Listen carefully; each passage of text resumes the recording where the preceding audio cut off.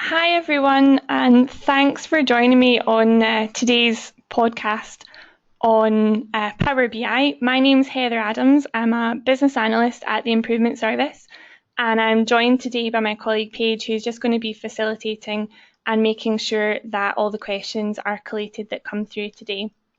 So if you've got any questions, just type them into the question box on your screen and we'll come to them at the end of the webinar. We do have quite a lot of people attending, so if there are a lot of questions and I don't get through them, I will answer them all in a Q&A in a follow-up email. Also, if you do have any problems with the audio and you can't hear me, just write in the question box and we'll get it sorted out for you.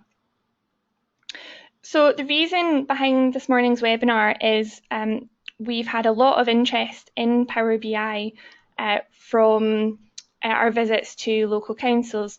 We have had Power BI, we've had access to Power BI in the Improvement Service since we upgraded to Office 365, and myself and the rest of the business analyst team have been playing around with it and using it for a couple of different projects, but we're no experts by any means and we're still learning about Power BI. So because we've had quite a lot of interest in it, I thought we'd hold a webinar and show you the sorts of things that you can use it for. I should probably start by saying that the webinar today is just based on the free version of Power BI. So when we first started looking at Power BI, we signed up for a 60-day trial of the pro version, but that's since expired. So we've only got access to the free version at the minute. So everything you see today has been done on the free version of Power BI. So what is Power BI? It's a Microsoft describe it as a suite of business analytics tools that deliver insights throughout your organization. You can connect to hundreds of data sources, simplify data prep, and drive ad hoc analysis. You can produce reports and publish them for your organization to consume on the web and across mobile devices. So it's a collaboration tool for analysis that enables you to connect to a variety of different data sources, collaborate and share among your organisation and externally as well. So the types of data that you can connect to, there's literally hundreds of data sources, all the kind of commonly used data formats. And like I said, you can compare data from different sources as well on the one report and on the one screen, which makes it really quite useful. You've also got something called a data refresh as well. So the data that sits behind your report on Power BI will automatically refresh if you choose that option. And it means that your charts and your visualizations will refresh as well. So you can actually work behind the scenes on the data, amending it, and then your visualizations in Power BI will update as well, which is really handy. And they look great, which is something that we really like. So for presenting visualizations and analytics to maybe more strategic members of staff, it's a nice way to show things in a kind of fancy style. So what I'm going to do today is I'm going to take you through an example that I've pulled together. It's just using data that's publicly available, so open data that I've collected from the internet. So I've not used anything that we've actually been working on. This is just an example I've pulled together, but it just will give you a flavour for the sorts of things you can use Power BI for. And like I said, this is just a very easy introduction to Power BI because we've not been using it to its full extent. We've just kind of been playing around with it and getting to grips. So this is a very kind of light introduction, as it were. But I will be following up the webinar with more information as well on how to get a little bit more detailed knowledge of Power BI.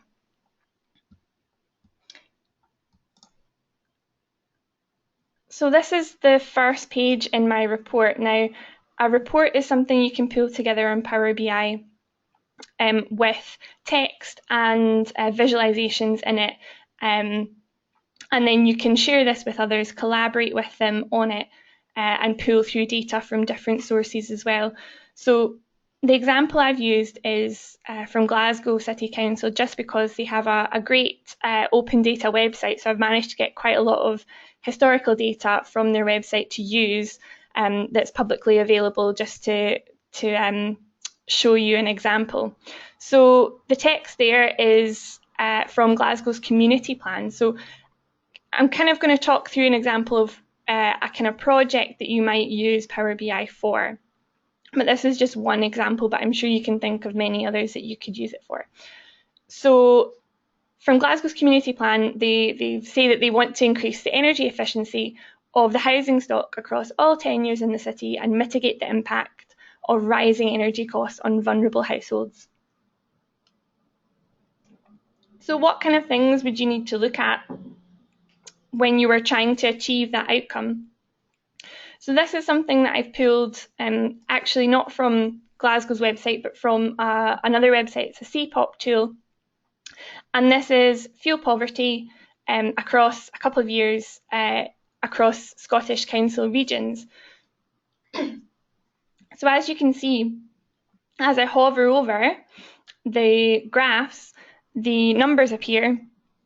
And actually as well, you can drill down a little bit. So if you click on one aspect that you want to look at in more detail, it highlights it for you and kind of blurs out the rest, which I think is really quite handy. So it's all the visualizations in Power BI are interactive, which I think are really useful, and is not something that you'd necessarily get with Excel, for example. So when you're pulling through the data, in order to make this kind of graph, what you would do is you would click on Get Data, and you can connect to databases, or you can connect to files that either sit locally on your computer, or if you've got Office 365, you can connect to your OneDrive or your Team SharePoint site, and you can pull the data from there. So when it goes into your report, let me just get back to that.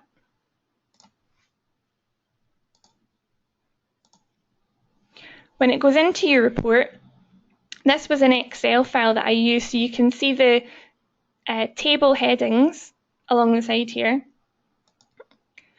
And then these are all the column headings.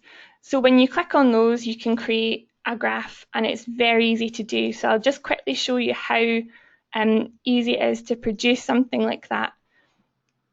So if we just click on the headings that we want to incorporate in our visualization, let's go for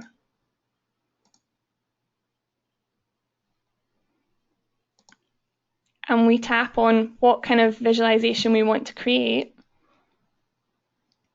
it very quickly creates a graph for you. And this has taken about 3 seconds. And again, you can see it's interactive.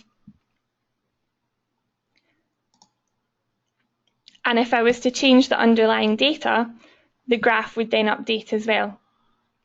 So that's something that I really like about Power BI. Another thing you can do is you can layer data on top of each other. So we've got here current and potential energy efficiency ratings across Glasgow postcodes. And we've plotted a line on that, which is the SIMD rank, which is a measure of deprivation. And the lower the SIMD rank, the higher the deprivation in that area. So because we've layered these two different data sources on top of each other, you can very quickly see the areas of lower deprivation and where there's a greater increase in potential energy efficiency. So for a project where you're trying to improve the outcomes of vulnerable people by increasing the energy efficiency of their homes, you might want to look at areas with the lowest deprivation with the highest potential increase. So for example, G53 here.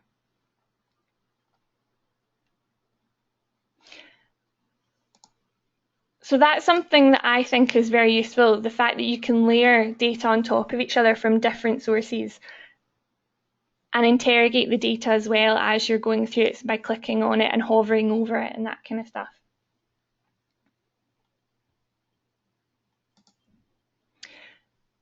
Another thing I wanted to show you, just to kind of demonstrate the different visualizations, is a pie chart. So here we've got one, and the data that I've used here doesn't really lend itself to a pie chart, but it's just to show you what it looks like. But I also want to show you how you can filter data. So there's two different ways that we've used to do that. You can have filters on the page, and you can use slicers. So this visualization here, we have used a filter on the page. So if you see on the right-hand side, you can filter the data that you've got. So let's see, if we uncheck some of these here, you can see that the data the visualization automatically updates and is filtered however you want.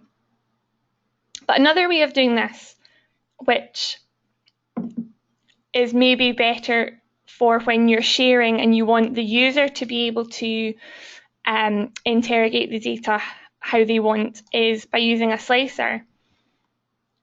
So here we've got the number of deaths by age and with a line graph over the top of the temperature. And you could use this, for example, in this project as a measure of achieving your outcome. So we've included slicers here, so I'll remove this slicer and I'll show you how easy they are to add. So we've got your graph, you've created your graph, and then if you go back into the tables and you select the column heading that you want to include a slicer for, and then click on the slicer visualization, that's you added a slicer that allows you to filter by the temperature and bring up the data that's only associated with that. So we scrub that out. And you can see that you can do this as many times as you want, and you can change the slicer so that you're able to select multiple options or just one. And it's a good way for people who are consuming your data to be able to actually interrogate it themselves and gain different insights into it. Another thing I wanted to show you is just the variety of visualizations that you can produce to show data in different ways. So back to the energy efficiency rating by postcode here. So that's one way of displaying the data. But actually we can show it in a completely different way, and it's the same data. So if I just bring this up just now. So what do we have? We had the current energy efficiency rating, the potential energy efficiency rating. Oh, it wasn't on this one, sorry. This one. And the SIMD rank. And it was by postcode. So this kind of looks similar to what we had before, although the SIMD is not plotted as a line. But if we select the map function, it plots your data on a map. And as you can see, the numbers are extremely high. That's because the automatic way that Power BI calculates that is to add up all the numbers, but what we want is an average. So if we go here,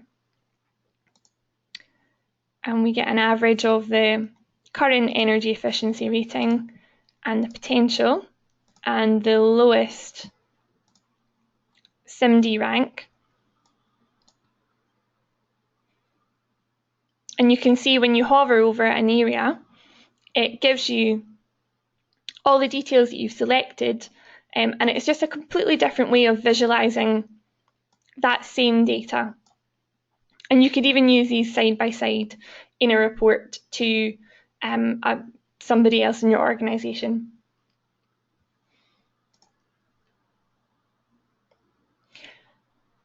So I'm just going to save the report,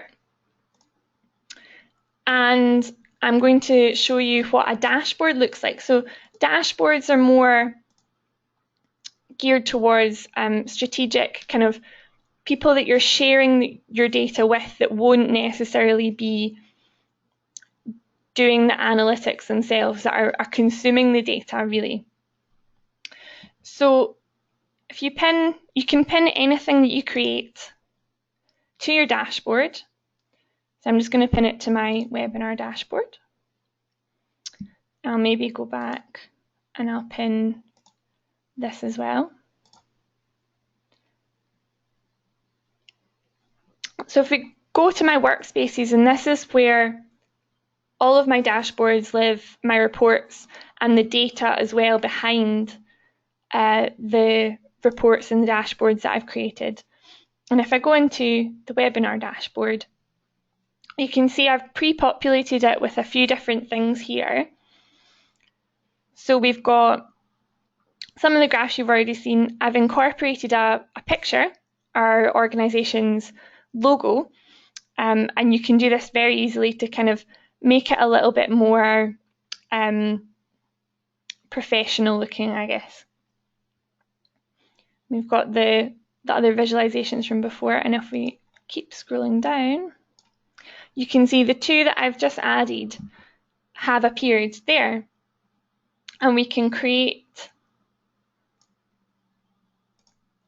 bigger visualizations, you can make them smaller, you can move them around to make it look a little bit nicer. And this is a good way for people to consume the data that you are creating analytics with. And so not only can they visualize it and look at it, they can interrogate it as well. So there's a feature called the Q&A feature. And just by asking a question about the data, and it also gives you various different suggestions, you can bring up an answer that's not necessarily how you have constructed the data yourself. So it produces things like graphs and tables based on the question, which I think is really great, because how many times have you spent ages producing the data in one format to be told, you know, oh, that's not quite how I like it, could you do it another way? And this lets people interrogate the data for themselves and look at it and consume it how they want to consume it. So we go back into the dashboard. Another thing that I have found on dashboards that I think could potentially be quite useful is you can embed external websites. So this here is just a map of, it's free to use on another website.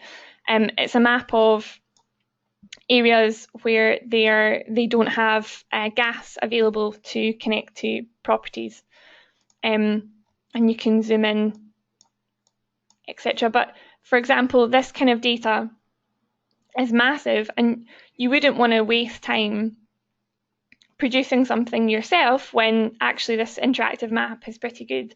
So you can just embed the link on your dashboard, and then whoever is looking at your data, consuming it, can consume everything in the one go on the one page, and even external sites as well. So that's something that I can really see the value in for us going forward, and that's something that I actually quite like about Power BI.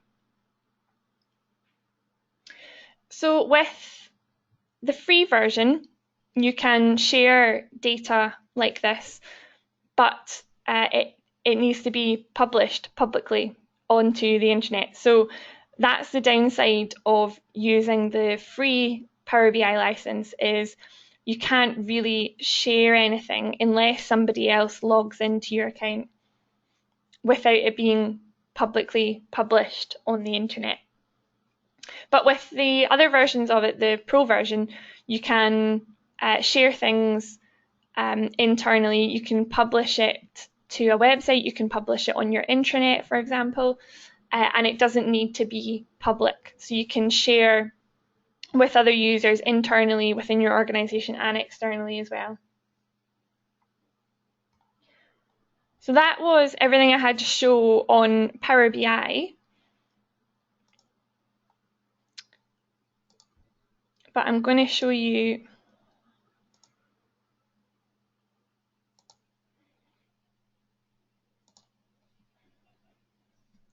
this is just a graphic of how a dashboard can look. So the dashboard that I produced there was quite simple, didn't take me too long, and this is a picture I've got from the internet of how a dashboard can look. So you can see there's lots of different visualizations there.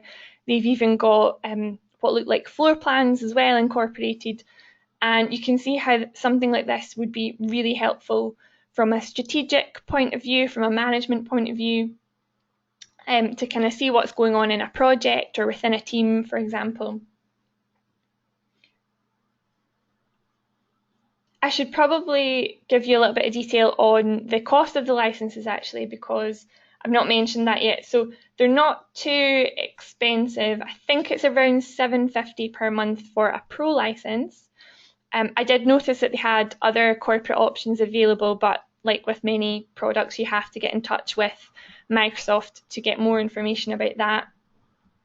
You don't need to have an Office 365 license either. So you can, Power BI, while it is an app within Office 365, it's also separate. So you can sign up to it separately, and you can sign up to it for free without having access to Office 365. So if you wanted to have a play around with it, you can get I think it's a 60-day free trial of the Pro version, or you can just sign up to the free version as well.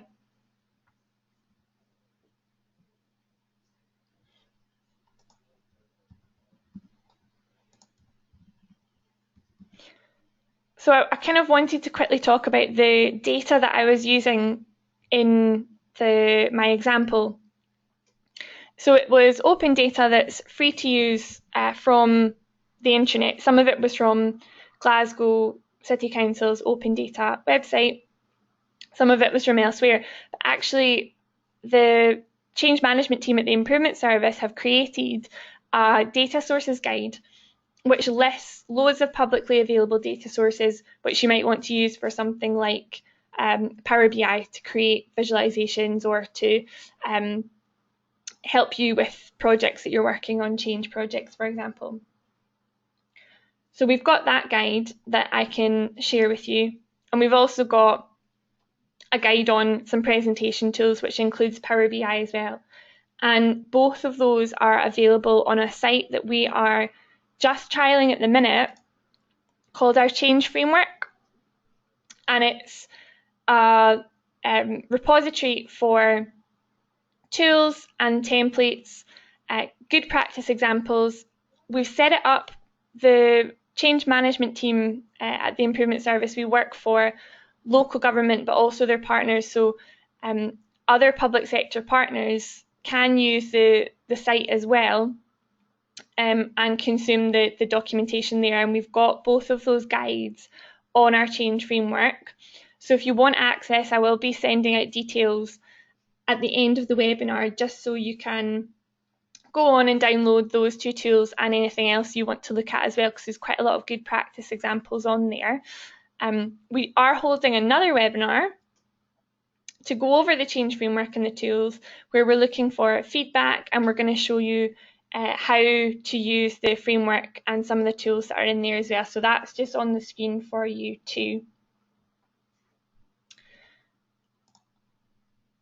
just before I finish with questions, I wanted to talk about the Power BI Scotland user group that has been set up by Louise Cardinal at Dundee University.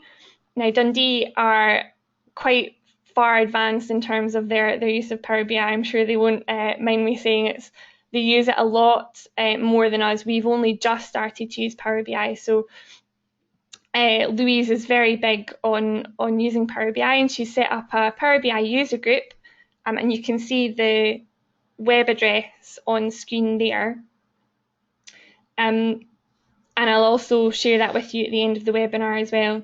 So the user group is to really share best practice, discuss new Power BI developments.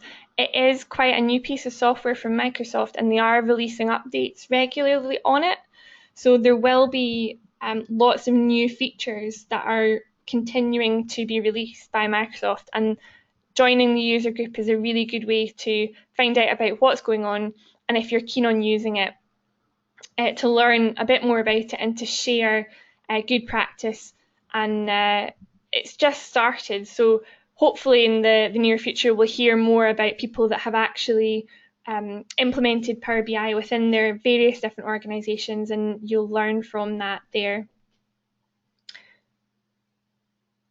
I've also included on the slide just some upcoming events that we've got in the change management team. I'll share those with you at the end of the webinar as well. I should also mention that because, like I say, Microsoft have not had the Power BI software for too long, they do have a really good help section on their website. They've got how-to videos and loads of great documentation there. So if you do want more information, you can look at that, and I'll share a link to those pages as well after the webinar.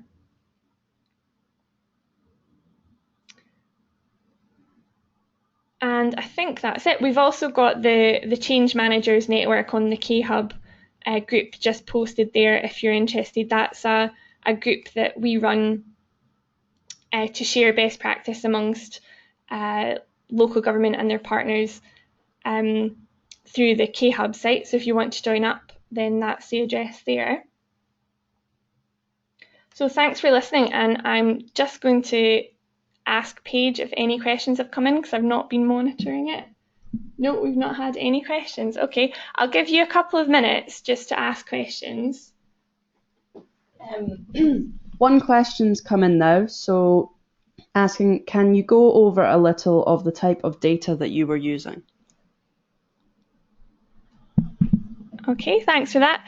So the data that I was using was just publicly available data from it's open data from Glasgow City Council's website. Now let me just bring that up for you so you can see.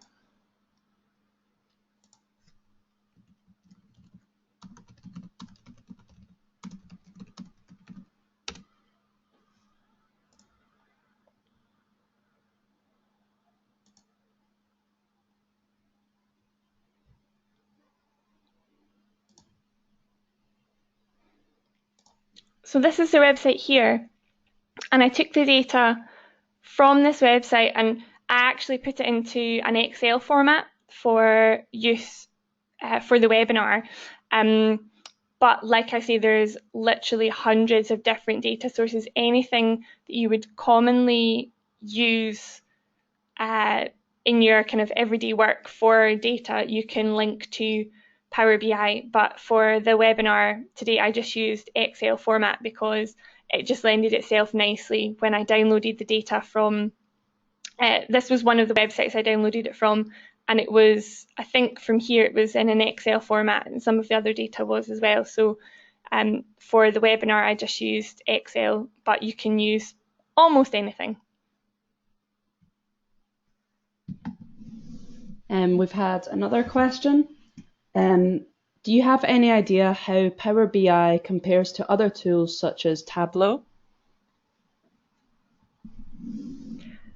I can't say I've used Tableau, but from my experience in the improvement service, we have another team that use quite a wide variety of different kind of statistical analysis tools. So if Tableau is something like that, then I can say that from my experience in looking at the statistical analysis tools that other teams use, Power BI is a lot simpler to use. There's not really anything that you need to really learn. It's all very intuitive. And there's no real setup there. I mean, you can link data, and as long as it's fairly clean, then you can start using it straight away. There's no kind of special way of presenting the data that you need to have done in advance in order to then use Power BI. It seems to be very easy to use in terms of just being able to use it straight away without really doing much to the data in the background. So that's my experience of it. I will look into Tableau and I will add that to a list of follow-up questions, because I'm not quite sure that it is a statistical analysis tool. So I'll double check that, and I will include that in my follow-up email. We've got another question. Someone just wants to clarify, if they're writing a report, could they write their report on Power BI with data sources included, rather than, for example, using a Word document for their report? I think you could, but it's not really a text-heavy tool. So I'll show you my report.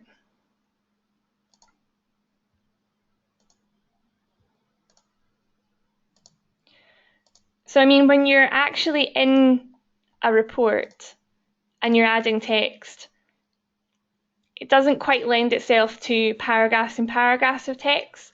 It would be more kind of additional information to highlight various aspects of the visualizations that you've got on screen. I wouldn't necessarily use it for writing a full report. If it's the type of reports that we write, they could be about 20, 30 pages long and very text heavy, and I don't think that Power BI is something that would lend itself to that necessarily. But it could be used as just another way of presenting the data, really. So you could have a report that sits alongside something a text-heavy report that sits alongside a report you've created in Power BI, or you might even do away with your text-heavy report, because what you want to showcase is really the data and the analysis that you've done on that, which would then lend itself quite nicely to Power BI. We have another question. What license would you recommend for non-IT staff who want to drill into the data but not have permissions to alter it? So I think now I'm sure I'll be corrected on this if I'm wrong, and I will follow up with a little bit more detail, but I'm sure there's a license that's in between for people that just want to consume the data. And if you go on the Power BI website, it doesn't tell you precisely how much that costs. It's a kind of corporate bundle, as it were. So you tell them how many people you want to be able to edit the data and create the reports and collaborate on those, and then you tell them how many people you want to be able to consume the data, and it gives you a kind of rough idea of the pricing on their website, and then it sneakily tells you that you need to contact Microsoft to get a full and accurate quote. So I'm not quite sure exactly how much it is, but it's definitely a lot cheaper than the Pro version, which is $7.50 a month. So I think they kind of do it on a kind of broader scale. So there's flexibility in how many people are consuming the data and how many people you want to have those licenses. I think it's not a set amount per user per month. It's more broader than that, but I would need to look into that. And I think really from what I was getting from their website is you need to speak to Microsoft to get an accurate quote. But I'll share the pages that I was looking at on their website, so you can see how much they're giving you as a kind of guideline. Are there any more questions? There's another question. For people viewing the Power BI dashboard, would they also need a Power BI license?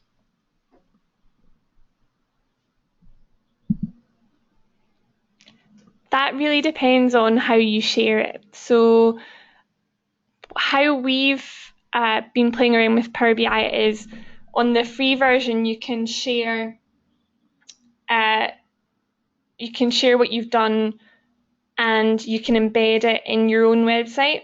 But to do that, Microsoft then make it publicly available. So it needs to be something that is non-confidential and free to share. So when you do that, anybody can view it. So you can put it on an intranet site, you can put it on a website, you can integrate it actually with a lot of the other Microsoft products as well. So we've been testing it on our SharePoint site, our team SharePoint site. So you can embed your Power BI visuals into that, and you don't need to have a Power BI license or access to Power BI at all to consume it that way.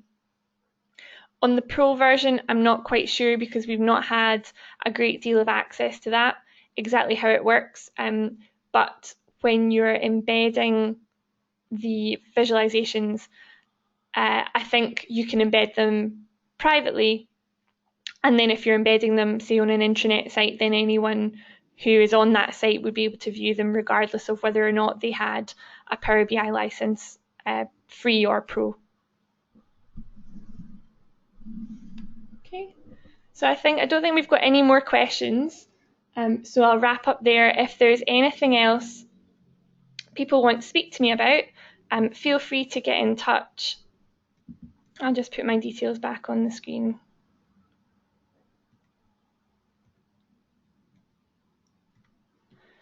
So feel free to get in touch at the ba@improvementservice.org.uk email address, and I will follow up the webinar with all the details of the things I've been talking about and links to the Power BI page. And I've also got, if people are interested, a very detailed white paper that was shared by Louise with us that gives you a lot of detail if you're considering about implementing Power BI. So I'll share that as well, just so you get everything that we've got. But yep, as I said, any questions, please feel free to contact me. And thanks very much for joining me today.